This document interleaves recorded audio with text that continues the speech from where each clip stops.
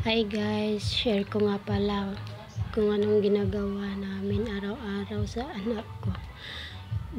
Ito guys, gusto ko sanang magpahinga kaso yung anak ko hindi mapakali sa bahay. Gusto lagi nasa labas, kaya gayan.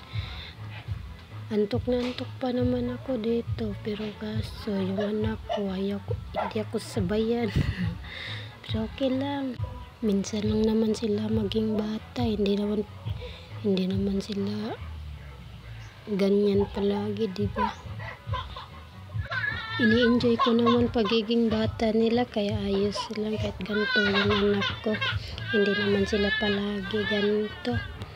Hindi naman sila permanenteng bata. Lalaki din sila, kaya enjoy ko na lang yung moment na binubuhat ko siya.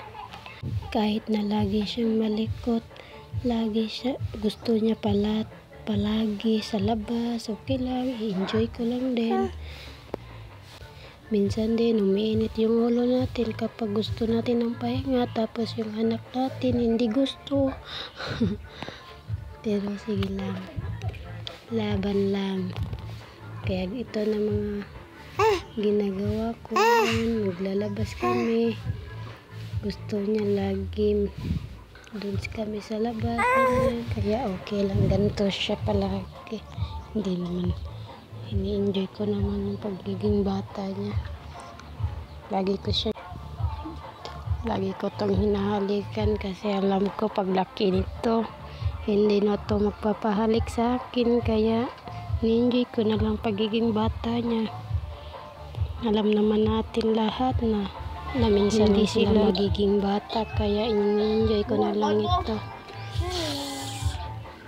Kaya ito, laging gigil si mama. Hi!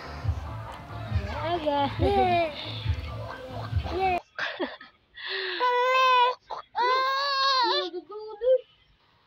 Jump!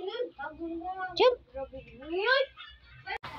Kahit na nangangalay ka na sa kabubuhat niya, kahit na masakit na yung katawan mo, buong katawan, okay lang, bawal tayong mapagod.